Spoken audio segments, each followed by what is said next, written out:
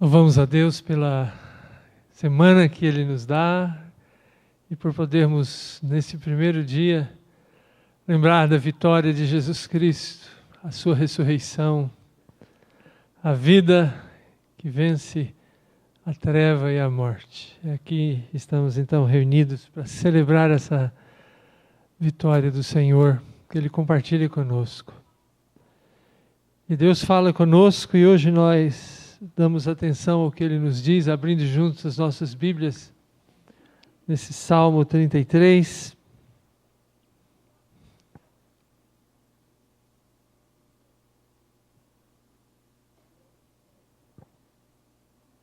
E eu vou convidar os irmãos e as irmãs para lermos alternadamente esse texto, também para ficarem de pé, por favor. Exultai, ó justos, no Senhor, aos retos fica bem louvá-lo. Celebrai o Senhor com harpa, louvai-o com cânticos. Entoai-lhe novo cântico, tangei com arte e com júbilo. Porque a palavra do Senhor é reta, e todo o seu proceder é fiel. Ele ama a justiça e o direito. A terra está cheia da bondade do Senhor.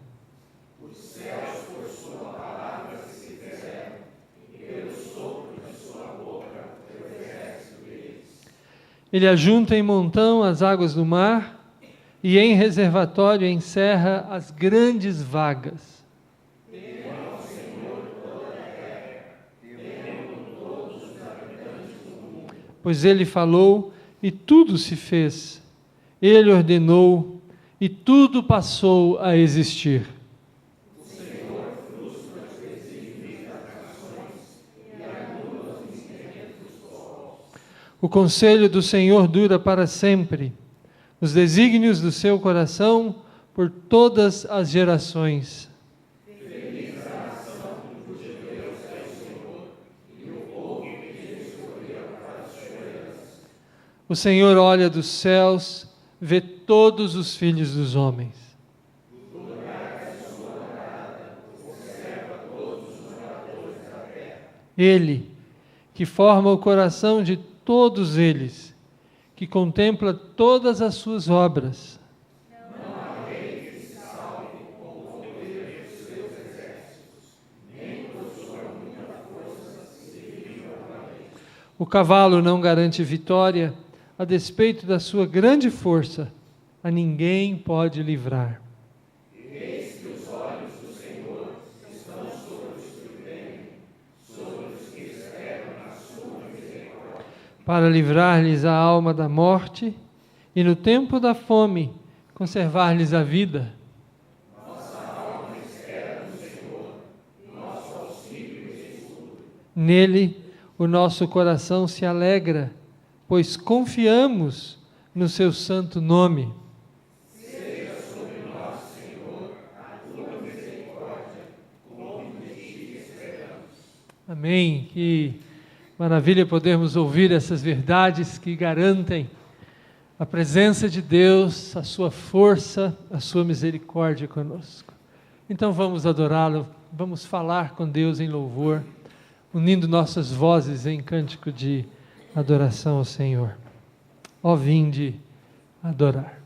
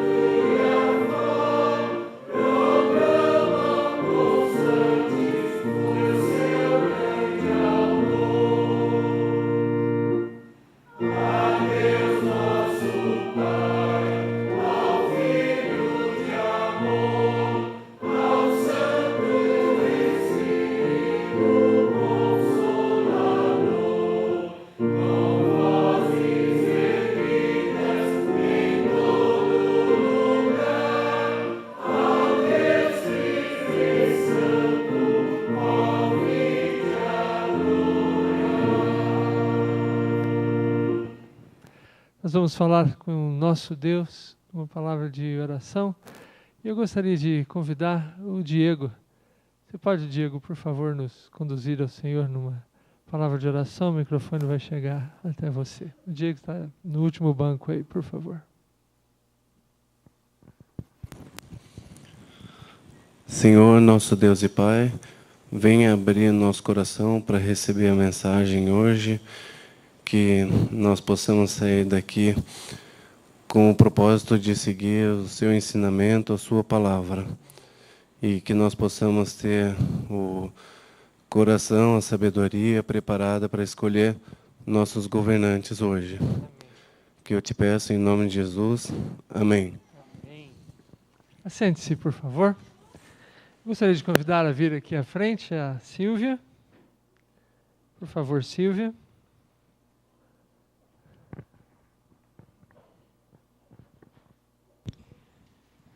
A Silvia é membro da nossa igreja. A Silvia tem servido ao Senhor no chamado missionário na África, especialmente na cidade do Cabo, no país chamado África do Sul. E ela está aqui no Brasil agora. E nós gostaríamos, Silvia, de ouvir um pouco sobre o que Deus tem feito na sua vida e no trabalho que Ele tem confiado a você também, por favor.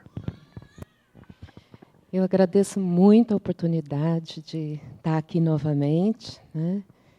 E é uma alegria muito grande, sempre, voltar à igreja, rever irmãos muito queridos e poder compartilhar um pouquinho, né, do que a gente tem feito lá na África do Sul. Deus tem sido muito, muito misericordioso com a minha vida e com a vida da minha filha. E o nosso testemunho ali tem trazido alegria para as pessoas também que convivem conosco e podem ver Jesus agindo através de nós. Isso é maravilhoso. O que eu tenho pensado é que eu já vou para 7 anos de trabalho lá em Cidade do Cabo, na África do Sul. E eu não sei se todos aqui sabem um pouquinho da minha história, junto à Igreja Presbiteriana do Jardim Guanabara.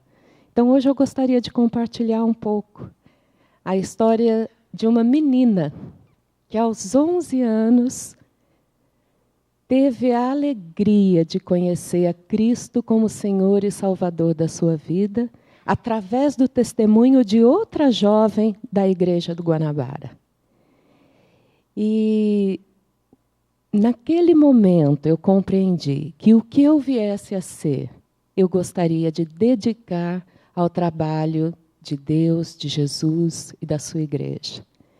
E Deus confirmou isso, e Deus, então, permitiu que, na minha formação profissional, eu vinha estudar comunicação, e na minha formação profissional eu viesse a servir a Deus em algumas empresas evangélicas, Luz para o Caminho, Centro Evangélico Pastoral, Centro Evangélico Brasileiro de Estudos Pastorais, e depois nos Gideões Internacionais. Tive também outras oportunidades de trabalhar em outras empresas, mas eu vejo a mão de Deus me guiando nesse sentido do serviço ao corpo de Cristo. Isso foi muito bom, muito positivo. Quando chegamos na África do Sul, é muito interessante porque o meu projeto missionário durante praticamente 3 anos era para seguir para a Índia. E quando tudo parecia encaminhado, eu ouvi a voz da liderança que dizia: é melhor que vocês sigam para um campo onde vocês tenham um apoio, tenham uma equipe. E foi isso que aconteceu. Então, depois de 3 anos planejando ir para a Índia, em 6 meses eu fui para a África do Sul. E eu gosto de ver como Deus, Ele nos guia. Muitas vezes a gente tem aquela vontade de, não, mas eu quero isso, eu quero isso, eu quero isso. E naquele momento, o que me veio à mente, no momento da mudança, o que me veio à mente foi: eu tenho orado, eu tenho entregue todo o meu projeto na mão de Deus. A liderança sabe a vontade de Deus nesse momento. E foi assim muito positivo, porque desde o primeiro momento que chegamos na África do Sul, eu pude perceber ali a mão de Deus naquele lugar. Eu trago para vocês um grande abraço da Igreja Presbiteriana do Kenilworth, que é a igreja com a qual eu trabalho, ali em Cidade do Cabo. Uma igreja pequena, cerca de 80 membros. Nos cultos de domingo, reunimos cerca de 50, 60 pessoas ali, mas maravilhosamente, ali nós temos cerca de 10 nações, diferentes povos representadas nessas 60 pessoas. Somos uma igreja multirracial. Então, o nosso enfoque do trabalho ali, nesse último ano, tem sido estudar com a igreja, apresentar para a igreja a vantagem ou os benefícios dessa multiculturalidade, desse Deus que é rico, que é criativo, né? Que cria diferentes povos e diferentes culturas. E ali, então, nós pudemos acompanhar os diferentes grupos, fazendo algumas oficinas, trazendo os pontos positivos e negativos daquelas diferentes culturas, mas, principalmente, nós trabalhamos os dons, para que todos compreendam que cada um de nós tem um dom a exercer no corpo de Cristo. E isso, então, foi muito rico. Essa igreja hoje está bem atuante, bem motivada. Então, estamos ali envolvendo essa igreja local no trabalho da própria igreja e no trabalho missionário. Muito obrigada pelo apoio que vocês nos têm dado ali. A Igreja Presbiteriana do Jardim Guanabara tem trabalhado atuante na Cidade do Cabo, na África do Sul. Eu gostaria de falar um pouquinho também da minha filha Laura, né? Laura foi comigo para a África e ali passou a adolescência dela. Há 2 anos atrás, Laura se formou no 2º grau e decidiu ir para a China, aprender mandarim. Então, Laura agora já foi para o seu 2º ano na China. Laura mora em Chengdu, capital de Sichuan, centro-oeste da China. É uma grande cidade. Ela está ali vivendo uma experiência maravilhosa, adquirindo a independência dela e sentindo a mão de Deus. E isso, para mim, é uma alegria muito, muito grande. Ver que Deus tem dirigido minha filha também para essa compaixão pelos povos. E Laura pretende ficar lá por mais 1 ano, talvez 1 ano e meio, e daí, então, retornar para a África do Sul, para uma universidade, talvez na área de educação, pedagogia. Ela ainda tem lá algumas dúvidas, mas, com certeza, Deus vai usá-la também com todos os dons e potenciais. Então, eu agradeço muito, muito o apoio de todos vocês. E saibam que vocês estão nas minhas orações. Eu acompanho com muita alegria as notícias da igreja. E a cada vez que venho ao Brasil, é uma alegria indizível encontrar com todos vocês. Muito obrigada e que Deus continue a nos abençoar nessa jornada missionária. Amém? Amém.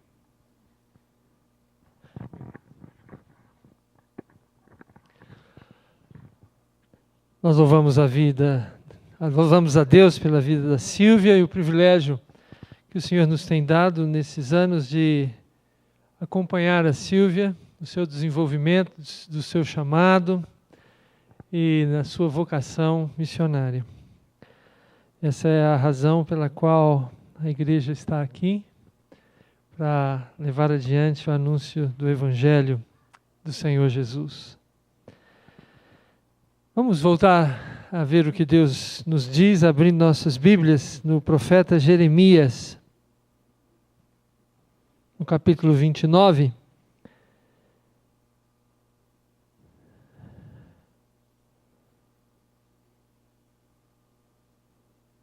E vamos ler dos versículos 4 a 7.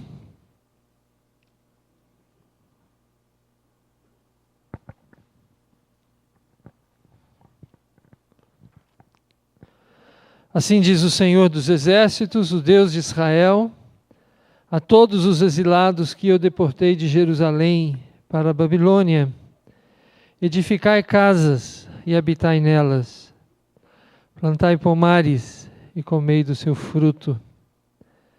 Tomai esposas e gerai filhos e filhas, tomai esposas para vossos filhos e dai vossas filhas a maridos, para que tenham filhos e filhas. Multiplicai-vos aí, e não vos diminuais. Procurai a paz da cidade, para onde vos desterrei, e orai por ela ao Senhor, porque na sua paz vós tereis paz. Porque assim diz o Senhor dos Exércitos, o Deus de Israel: não vos enganem os vossos profetas que estão no meio de vós, nem os vossos adivinhos, nem deis ouvidos aos vossos sonhadores, que sempre sonham segundo o vosso desejo. Porque falsamente vos profetizam eles em meu nome, e eu não os enviei, diz o Senhor. Vamos então fazer isso, vamos procurar a Deus em oração, que esse propósito de Deus para Israel naquela época seja também o nosso propósito hoje, na cidade em que estamos. E vamos então orar ao Senhor, vamos orar pelo nosso país nesse dia especial, como o Diego acabou de nos lembrar na oração dele, em que nós somos chamados a votar e escolher os nossos governantes. Vamos orar a Deus pessoalmente. Eu peço auxílio de um diácono aqui na frente, por favor.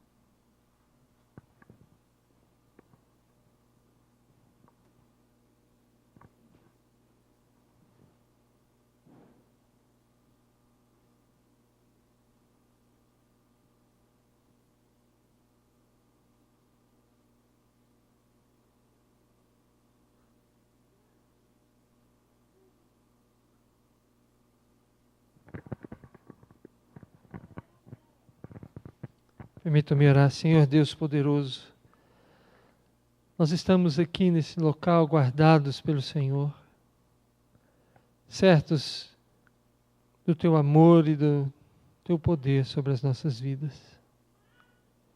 E nesta manhã, ó Deus, aqui congregados e irmanados à Igreja do Senhor, reunida em outros endereços nesta cidade, no nosso país e mundo afora, nós louvamos o Teu nome, porque aonde estamos, onde o Senhor nos tem colocado, não é obra do acaso, mas resultado do desígnio, do decreto e da perfeita vontade do Senhor. Por isso, ó Deus, ajuda-nos a entender que nossa vida tem um propósito. E o Senhor nos tem dado o mandamento de anunciar o Evangelho de Jesus, a boa notícia, de vivê-la, de demonstrá-la. Ajuda-nos, ó Deus, a viver essa realidade para a glória do Teu nome. Hoje, especialmente, que temos o privilégio de escolher os nossos governantes, ajuda-nos e dá-nos discernimento a cada um de nós. Para fazer isso, ó Deus, com a liberdade de consciência que o Senhor nos tem dado. Ajuda-nos a fazer isso para a glória do Teu nome. E ajuda, Deus, o nosso país, para que os governantes que estamos elegendo, ó Deus, possam nos governar com as melhores das intenções. Assim, ó Pai, sê conosco, sê com o povo brasileiro, e que o Evangelho de Jesus, o verdadeiro Evangelho, possa ser propagado sempre entre nós. No nome de Cristo, então, é que nós oramos. Amém.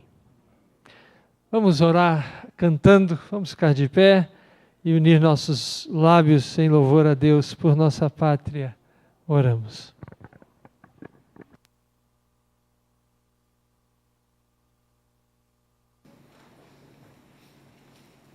Supremo Deus, o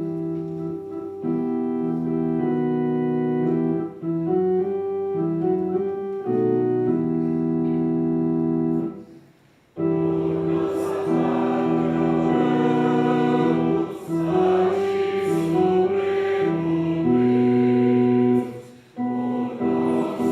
lar.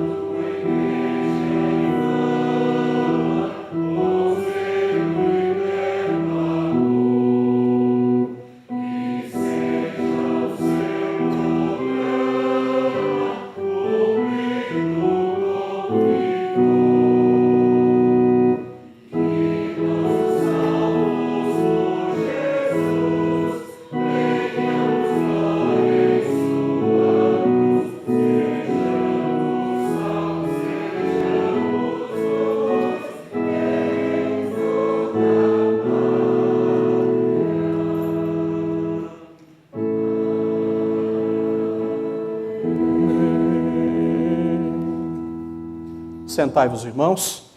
As crianças poderão sair com a nossa irmã, missionária Jaqueline, que está saindo lá à porta aos fundos.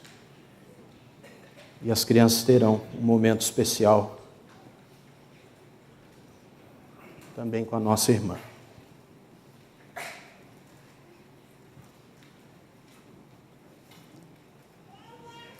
Saudamos a todos os irmãos e irmãs na graça e na paz do nosso Senhor Jesus Cristo. A propósito do momento que vivemos, onde temos hoje o grande privilégio, mas também a grande responsabilidade de escolher os líderes das principais áreas de governo do nosso país. A propósito também da lembrança que teremos nesse mês dos 497 anos de reforma protestante, onde devemos procurar resgatar a nossa herança reformada. Caminhamos para os 500 anos de reforma protestante, certamente será uma grande festa e comemoração em todo o mundo. Mas a propósito dessas duas datas tão importantes para nós neste mês, nós queremos refletir hoje na palavra de Deus. Palavra esta que os reformadores colocaram como, ou redescobriram, ou reafirmaram como regra e prática para todas as áreas da nossa vida. Vejamos o que, à luz da palavra de Deus e à luz do que os reformadores lutaram para resgatar, no momento também de crise em que eles viviam, o que nós temos também para nós hoje. Convido os irmãos e irmãs a abrirem as suas Bíblias na Epístola de Paulo aos Romanos, no capítulo 13, onde leremos os 7 primeiros versos deste capítulo, que tem como título Da Obediência às Autoridades. Romanos capítulo 13, de 1 a 7. Ouçamos o que a bendita palavra de Deus tem a nos ensinar, a nos instruir e a admoestar nesta hora. Todo homem esteja sujeito às autoridades superiores, porque não há autoridade que não proceda de Deus, e as autoridades que existem foram por ele instituídas, de modo que aquele que se opõe à autoridade resiste à ordenação de Deus, e os que resistem trarão sobre si mesmos condenação. Porque os magistrados não são para temor quando se faz o bem, e sim quando se faz o mal. Queres tu não temer a autoridade? Faze o bem e terás louvor dela. Visto que a autoridade é ministro de Deus para teu bem. Entretanto, se fizerdes o mal, teme, porque não é sem motivo que ela traz a espada, pois é ministro de Deus, vingador para castigar o que pratica o mal. É necessário que lhes estejais sujeitos não somente por causa do temor da punição, mas também por dever de consciência. Por esse motivo também pagais tributos, porque são ministros de Deus, atendendo constantemente a este serviço. Pagai a todos o que lhes é devido, a quem tributo, tributo, a quem imposto, imposto, a quem respeito, respeito, a quem honra, honra. Gostaria de pedir aos irmãos que abrissem também na primeira epístola de Paulo a Timóteo, no capítulo 2. Primeira epístola de Paulo a Timóteo, capítulo 2, a partir do verso 1. Antes de tudo, pois, exorto que se use a prática de súplicas, orações, intercessões, ações de graças em favor de todos os homens, em favor dos reis e de todos os que se acham investidos de autoridade, para que vivamos vida tranquila e mansa com toda piedade e respeito. Isto é eco de Jeremias capítulo 29, que acabamos de ler há pouco. Isto é bom e aceitável diante de Deus, o nosso Salvador, o qual deseja que todos os homens sejam salvos e cheguem ao pleno conhecimento da verdade. Porquanto há um só Deus e um só mediador entre Deus e os homens, Cristo Jesus, homem, o qual a si mesmo se deu em resgate por todos, testemunho que se deve prestar em tempos oportunos. Para isto foi designado pregador e apóstolo, afirmo a verdade, não minto, mestre dos gentios na fé e na verdade. Que Deus abençoe a leitura da sua palavra para nosso ensino e crescimento nesta hora. Amém, irmãos? Em 1990, a nossa, então, casa editora presbiteriana, hoje Cultura Cristã, lançou uma obra de um francês, André Bieler, com o título O Pensamento Econômico e Social de Calvino. Foi e tem sido uma obra muito importante para nós reformados, para entendermos o pensamento do nosso grande reformador, aquele que a Igreja Presbiteriana tem reputado como o grande intérprete das Escrituras Sagradas. Certamente o pensamento de Calvino serviu também para a confecção da Confissão de Fé de Westminster e dos nossos catecismos. Nós podemos ver ali uma forte influência do pensamento e da interpretação das Escrituras que Calvino fez. A Reforma Protestante, que ocorreu no século XVI, nós precisamos entender que não foi só um movimento espiritual e eclesiástico.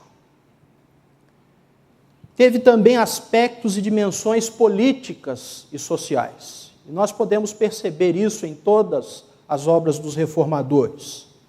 Embora João Calvino, um dos maiores líderes da Reforma, ficou conhecido pelo seu vasto e eficaz ministério como teólogo, como pregador, como pastor, existe um outro aspecto do seu ministério, às vezes menos enfatizado entre as igrejas evangélicas do Brasil, que precisa ser resgatado em nossos dias, principalmente em momentos de crise como este que nós estamos vivendo, que é o aspecto social e político do seu ensino e da sua prática pastoral. Tanto Calvino como os outros reformadores deram atenção aos problemas sociais da sua época. Calvino se esforçou para entender qual deveria ser o papel da igreja cristã na reconstrução de uma sociedade justa que refletisse a vontade de Deus em termos de justiça social. Mas nós precisamos pensar, ao abordarmos esse tema, que nós não devemos dissociar o pensamento social e político de Calvino da sua teologia. Não podemos. O seu pensamento social, ele se desenvolve dentro da estrutura dos seus propósitos ou dos seus pressupostos teológicos e bíblicos. Calvino construiu a sua teologia social a partir da sua convicção de que Cristo é o Senhor de todos os aspectos da vida humana e de que a palavra de Deus deve regular todas as áreas da vida. E se nós queremos também discutir este assunto para termos uma postura e uma prática neste momento de crise social em nosso país, nós devemos partir desse pressuposto. Cristo é o Senhor de todos os aspectos da vida humana e a sua palavra deve regular todas as áreas da nossa vida. Isto deve ser algo imutável quando nós estudamos esta questão. Mas também nós não devemos dissociar o pensamento social de Calvino de sua época, da época em que ele viveu. Embora a sua teologia social brotasse dos princípios bíblicos válidos e atuais para todas as épocas, portanto para a nossa também, naquela época a Igreja Católica Romana era o grande poder econômico e político. Prevalecia naquela época o sistema econômico e social medieval e a monarquia como sistema de governo. Mesmo assim, Calvino, ele é extraordinariamente atual e quase tudo que formulou nesta área tem a sua aplicabilidade hoje também em nossas vidas. Porque ele é intérprete das Escrituras Sagradas. E as Escrituras Sagradas, segundo o seu primeiro pressuposto, deve ser aquela que regula todas as áreas da nossa vida. Uma outra coisa que nós não podemos dissociar desse pensamento de Calvino sobre esta área é a causa que ele atribui aos males sociais. Esse problema da corrupção, esse problema da maldade que nos cerca, para Calvino, a causa disso tudo era o coração desviado do homem. A causa disso tudo remonta à queda no Éden. Para Calvino, o pecado do homem havia trazido toda sorte de transtorno à ordem social. Pela queda do homem, foi demolida toda a ordem social. E em Adão, tudo foi amaldiçoado por Deus, como está escrito lá em Romanos 8, onde Paulo afirma que a própria criação de Deus está em cativeiro, imposto pelo pecado do homem. Por isso que Calvino, então, denuncia neste contexto de pecados sociais, na sua época, por exemplo, a estocagem de alimentos, de trigo, monopólios, a especulação financeira, como tendo origem no egoísmo e na avareza do homem. Ele denuncia aqueles que preferiam deixar deteriorar-se o trigo em seus celeiros, para que ali fosse devorado por bichos e apodrecesse, ao invés de ser vendido quando a necessidade do povo se fazia sentir. Calvino, ele denunciava isso na sua época. Mas sempre dentro desse pressuposto do senhorio de Jesus Cristo sobre todas as coisas. Esse princípio que norteava a teologia social de Calvino era de que o Cristo vivo, exaltado, é o Senhor de todo o universo. Ele pregava então a respeito dos milagres de Jesus sobre a ordem natural, como acalmar a tempestade, por exemplo, tirar a moeda da boca do peixe, demonstrando a realidade de que Cristo é Senhor sobre todas as coisas e que a obra de restauração, restauradora de Cristo não se limita apenas à nova vida dada ao indivíduo, mas abrange a restauração de todo o universo, o que inclui também a ordem social e a ordem econômica. Para Calvino, a restauração inaugurada por Cristo ocorre inicialmente no seio da igreja. Certamente quando Jesus disse aos seus discípulos, e diz à igreja, vós sois o sal da terra, vós sois a luz do mundo, ele está pensando nisso, de que a restauração da ordem social e econômica, a restauração do homem, se inicia por meio da sua igreja, e esta igreja é chamada a ser sal e luz no mundo. Isso porque, ao percebermos o ideal da igreja do Senhor Jesus Cristo, nesta igreja, as diferenças exacerbadas entre as classes sociais, econômicas e raciais, bem como os preconceitos delas procedentes, desaparecem, ou deveriam desaparecer, porque Cristo é tudo e em todos, e Ele faz da igreja um único povo. Basta olharmos para como viviam os crentes na igreja primitiva, pois este era o ideal de justiça que o Senhor desejava para todo mundo, a partir desta nova sociedade que Ele cria, que é a sua igreja. Na igreja, diz Calvino, Jesus Cristo estabelece entre os cristãos a justa redistribuição dos bens destinados a todos. À medida que havia algum necessitado naquela igreja, havia a ação social da igreja no sentido de suprir as suas necessidades. É também importante notar que, para Calvino, a reforma da sociedade não é completa. e nem perfeita. Nós precisamos entender isso pelas Escrituras também. Visto que os efeitos do pecado não são de todos eliminados da presente época. É uma restauração, portanto, parcial. A plena abolição de tudo aquilo que nós vemos hoje que vai contrário a Deus, a sua ordem, só se efetuará plenamente no reino de Deus, no fim dos tempos, para o qual marcha toda a história dos homens e do universo e também da igreja. Mas Calvino então podia falar a partir de textos como esse que lemos a respeito da responsabilidade social e política da igreja. Quais são as responsabilidades da igreja na restauração, portanto, provisória da sociedade? Calvino responde dizendo que existem 3 aspectos fundamentais desse ministério da igreja na restauração provisória da sociedade. Segundo ele, a igreja tinha um ministério didático, de ensino, de pregação, onde os seus ministros, onde a sua igreja deveria proclamar ao mundo que Cristo é o Senhor de todas as coisas e ensinar a como devemos viver diante da vontade revelada de Deus.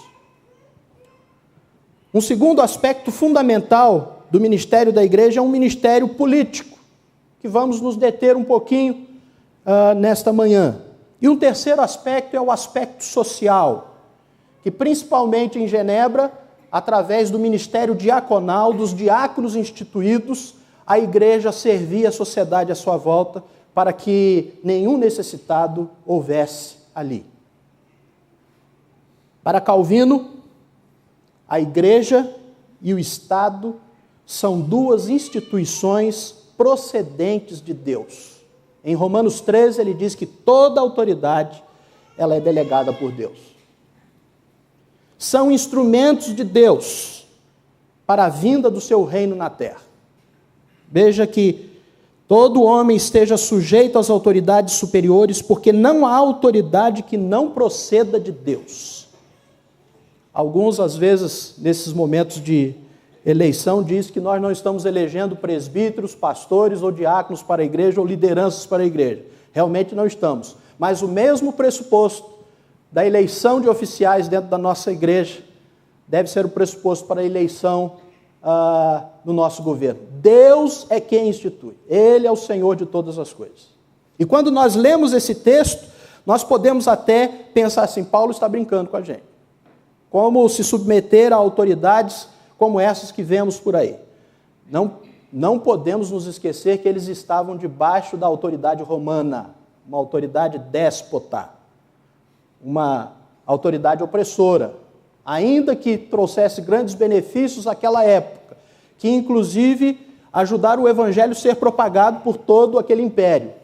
Mas ainda assim, eram imperadores pagãos, imperadores que mandavam matar os cristãos. E ainda assim, Paulo pregava, porque Deus mandava que ele pregasse isso, porque esse é um pressuposto bíblico que vem desde o Antigo Testamento, que toda autoridade superior é uma autoridade que procede de Deus. Que procede de Deus. É claro que nós precisamos contrabalancear isso também com a ideia de que Deus julgará os governos injustos e corruptos, porque de Deus não se zomba. Deus levantou Babilônia para imprimir uma disciplina ao seu povo. Mas os anos também da corrupção e da opressão da Babilônia chegariam ao seu fim. E Deus mandaria juízo sobre aquela nação e sobre aqueles governantes. E nós conhecemos um pouco da história. Não podemos nos esquecer disso. Mas para Calvino, tanto a igreja e o Estado são 2 instituições procedentes de Deus, e são instrumentos de Deus para a sua vontade. Qual a missão do Estado no pensamento de Calvino? Ainda com base aqui em Romanos 13, Calvino sustenta que o Estado deveria manter a ordem na sociedade, conforme também ele diz lá em 1 Timóteo, capítulo 2, que lemos, para que tenhamos uma vida mansa e tranquila. O Estado deve promover a ordem. A nossa confissão de fé, no capítulo 23, que fala do magistrado civil, influenciada pelo pensamento do grande reformador Calvino, diz que o Estado deve promover também o sustento da igreja e promover os meios necessários para que haja a pregação fiel da palavra entre os cidadãos, não impedindo que isso aconteça. Ou seja, usando o poder civil dado por Deus, as autoridades deveriam envidar todos os esforços para que a religião verdadeira prevalecesse na terra. Assim Calvino pensava, diante da sua interpretação fiel das Escrituras Sagradas. Porém, para Calvino, isto não implica qualquer ingerência do Estado nos negócios da igreja, como nós estamos assistindo aí em projetos de lei, aonde o Estado quer interferir no que a igreja deve pregar, no que a igreja deve anunciar. Calvino, ele criticava os demais reformadores que desejavam uma união entre a igreja e o Estado, e que o Estado tomasse conta dos negócios da igreja, como ocorreu parcialmente na Alemanha, de Lutero. Mas se essa é a missão do Estado, qual seria a missão política da igreja? Para Calvino, em primeiro lugar, nós devemos orar pelas autoridades constituídas. 1 Timóteo diz isso. E isto em qualquer país em que os cristãos se encontrassem, mesmo que lá na Babilônia, quando o povo foi desterrado para lá. Independente da forma de governo daquele país. No caso da Babilônia, um país opressor, um país que queria dominar o mundo pela força, matando os seus oponentes. Por mais hostis que as autoridades fossem, para que se convertam e venham ao bom senso, assim como Jeremias exortou os cativos, eles deveriam orar ali naquela cidade, para que houvesse paz naquela cidade. Eu pergunto para você, meu irmão, minha irmã, temos sido esses intercessores pela nossa pátria, pela nossa nação? Nós somos ótimos em criticar, nós somos ótimos em zombar, em desdenhar das autoridades. Às vezes vemos coisas impossíveis de acreditar para um cristão, em termos de falar das autoridades. Precisamos nos submeter a elas e interceder por elas, conforme a palavra de Deus nos diz. Mas, em segundo lugar, a igreja deveria, quando necessário, advertir as autoridades quando essas se esquecessem o senso divino do seu ofício, quando abusassem do poder, quando cometessem injustiça, quando tolerassem injustiça contra os pobres, os fracos e os oprimidos. Interpretando as Escrituras, um teólogo diz que esse é um ponto importante para nós, porque coloca a igreja frontalmente contra toda injustiça econômica e deixa bastante claro que a pregação do Evangelho está ligada à exigência da justiça social. Por exemplo, Calvino, comentando o Salmo 82, 3, que diz: fazei justiça ao fraco e ao órfão, procedei retamente para com o aflito e o desamparado. Calvino escreveu: um governo justo e bem regulado irá distinguir-se por preservar os direitos dos pobres e dos afligidos. Calvino afirmava o seguinte: se a igreja cessar de vigiar o Estado, ela se torna cúmplice da injustiça social, cessando de cumprir a sua missão política. Precisamos, queridos irmãos, anotar bem quais são os políticos que vamos eleger e acompanhá-los. Hoje nós temos uma facilidade muito grande e essa semana eu estive pensando nisso.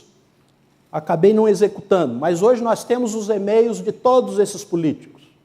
Hoje nós temos forma de alcançar a todos com uma correspondência rápida e muito próxima.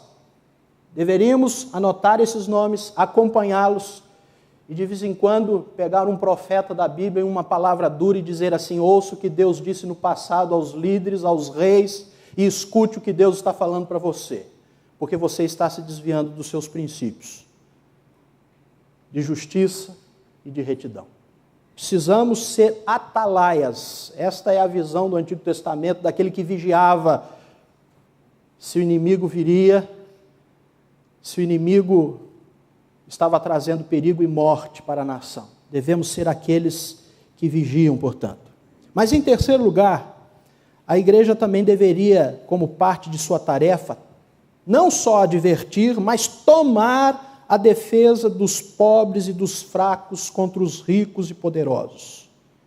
Ela deveria consistentemente alertar o Estado a que protegesse os fracos, os oprimidos, os explorados, os que não possuem poder político ou econômico e não têm proteção social. Nesse sentido, a igreja deve sempre denunciar o Estado, não só adverti-lo, mas denunciar ao Estado e aqueles que exploram a miséria alheia em tempo de calamidade, que tiram partido da sua situação social, que se enriquece às custas do pobre e do necessitado. Calvino entendia que estas atitudes eram atitudes apropriadas e requeridas para a igreja, pois refletiam, por exemplo, o ensino da lei de Moisés e do ministério dos profetas, ao denunciarem a opressão social em Israel. Calvino, ele diligentemente compilou versículos dos profetas do Velho Testamento e os levantou diante dos príncipes e das autoridades do seu tempo, tomando emprestada essas palavras para se dirigirem a eles. Não oprimam os estrangeiros, não oprimam as viúvas e os órfãos, façam justiça ao necessitado, salvem o oprimido da mão do opressor, ouçam o pequeno da mesma forma que vocês ouvem os grandes. Isaías, capítulo 1, versículo 16 e 17, o profeta levanta a sua voz profética na nação para confrontar aquelas lideranças, dizendo: lavem-se, limpem-se, removam suas más obras para longe da minha vista, parem de fazer o mal, aprendam a fazer o bem, busquem a justiça, acabem com a opressão, lutem pelos direitos do órfão, defendam a causa da viúva. E no versículo 23, o profeta denuncia as lideranças, dizendo: seus líderes são rebeldes, amigos de ladrões. Todos eles amam o suborno e andam atrás de presentes. Eles não defendem os direitos do órfão e não tomam conhecimento da causa da viúva. Era assim que os profetas enfrentavam e falavam, apontando o dedo muitas vezes para a cara do rei, dizendo: olha, você está longe do propósito de Deus para essa vida. Devemos fazer algumas observações aqui. A primeira delas: todo crente deve saber que Deus, sendo soberano de toda a terra, embora se sirva de magistrados injustos para executar os seus desígnios, não tardará em puni-los e fará cessar-lhes a tirania quando bem julgar. Não vamos nos esquecer disso. A segunda observação: a resistência espiritual às autoridades é a arma política dos cristãos. A desobediência civil, que era o que Calvino pregava.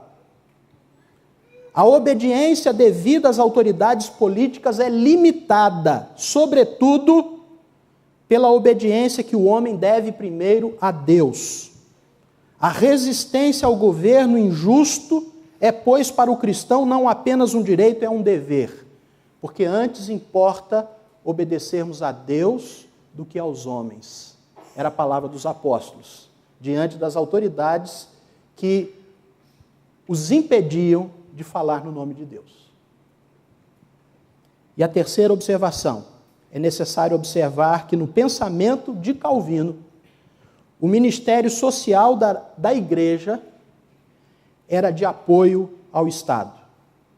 Cabia ao governo civil cuidar dos pobres, dos doentes, dos necessitados. Mas como se tratava de uma tarefa de enormes proporções, a igreja vinha como apoio e auxílio, dando ela mesma assistência social onde era necessário.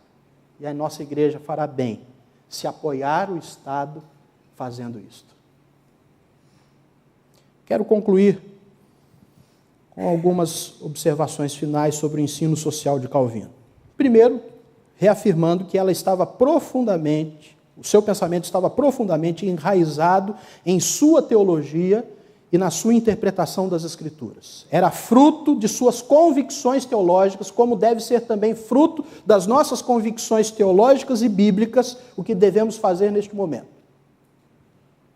Portanto, é impossível entender as reformas sociais que Calvino empreendeu em Genebra sem esse pressuposto. Segundo, o pensamento social de Calvino tem produzido abundante fruto na história da humanidade após a Reforma. Muitas das universidades, das escolas, dos asilos, de que temos notícia, foram fundadas por calvinistas, por causa da influência de Calvino e dos seus ensinos. Boa parte das críticas feitas contra os calvinistas, de que são levados à inércia e paralisia social por causa da sua ênfase na soberania de Deus, é infundada. É infundada. Aliás, é proposital até às vezes, por não quererem reconhecer o que a teologia reformada promoveu em todo o mundo. E, finalmente, cabe-nos perguntar em que sentido uma teologia social calvinista poderia nos ajudar hoje, aqui e agora, no Brasil. Porque quer na Suíça medieval, quer no Brasil moderno, permanece como verdade imutável o fato de que a raiz da opressão social é espiritual e moral, como Calvino apregou. E a igreja precisa proclamar a salvação em Cristo Jesus. Bem como o fato também de que Jesus Cristo é o Senhor de todas as coisas, em todos os lugares e em todas as épocas, e que seu reino se estende à política, à sociedade, à economia, tanto lá dos genebrinos quanto dos brasileiros hoje. Que Deus nos abençoe, queridos irmãos, que exercendo esse privilégio e esse dever que temos, possamos ir com esta mentalidade às urnas, lembrando que Deus está no governo de todas as coisas, que Ele nos use para fazer a sua vontade,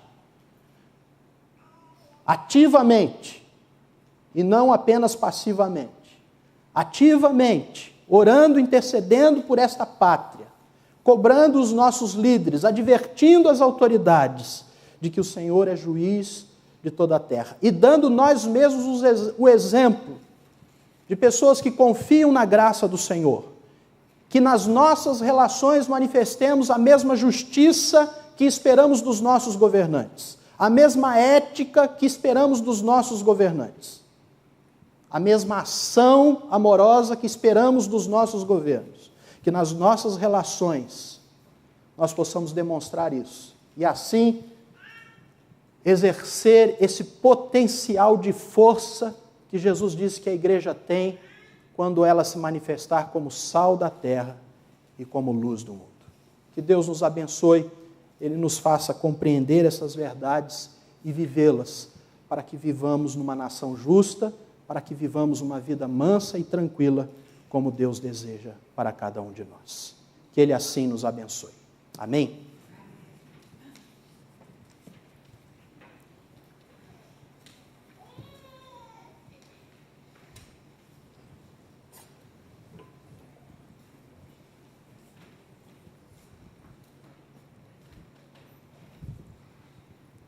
Vamos nos colocar de pé e vamos louvar a Deus juntos. Estou fazendo se sou cristão. Vamos cantar esse hino e também podemos louvar a Deus com dízimos e ofertas nesse instante.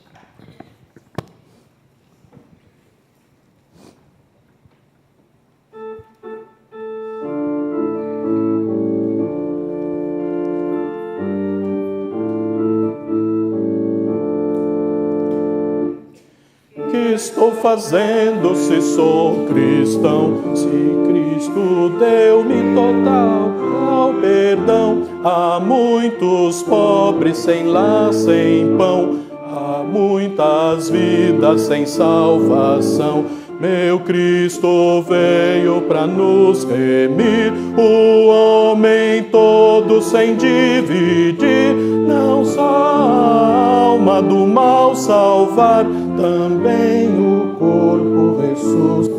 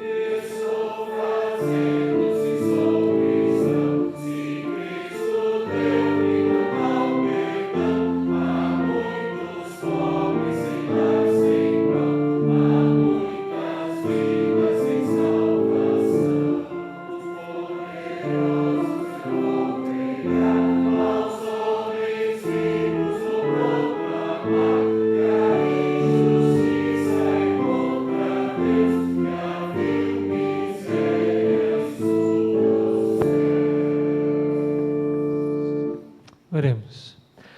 Nosso Deus bondoso, ajuda-nos a entender a Tua verdade, a vivê-la e a expressá-la em todas as oportunidades que temos. Que o Espírito Santo nos dê essa ousadia de sermos assim representantes, embaixadores desse reino eterno aqui neste mundo. Transitório, mas ainda assim palco da Tua palavra, momento em que o Senhor nos dá para Te servir. Ó Senhor, que a graça do nosso Senhor Jesus, que o amor de Deus, o nosso Pai, e que a presença consoladora do Espírito Santo repouse e permaneça assim sobre o povo de Deus aqui congregado e toda a congregação do povo de Deus espalhado pelo mundo inteiro. Amém.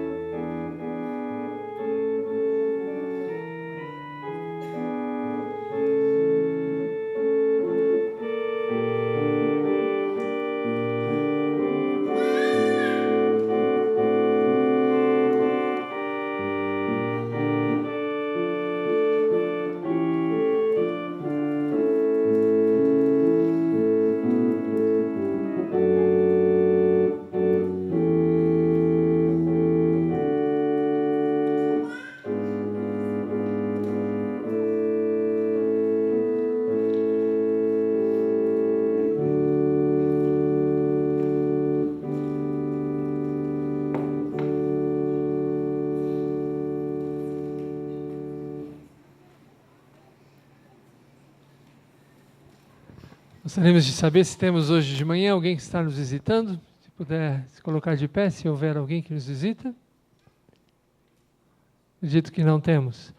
Nós saudamos a você que através da internet está conosco.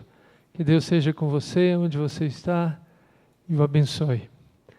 Todos nós temos agora novas oportunidades de conhecer um pouco mais a vontade de Deus pelo estudo da sua bendita palavra, nas várias salas de escola dominical que temos a seguir. E todos então têm essa oportunidade e estão convidados a aproveitá-la.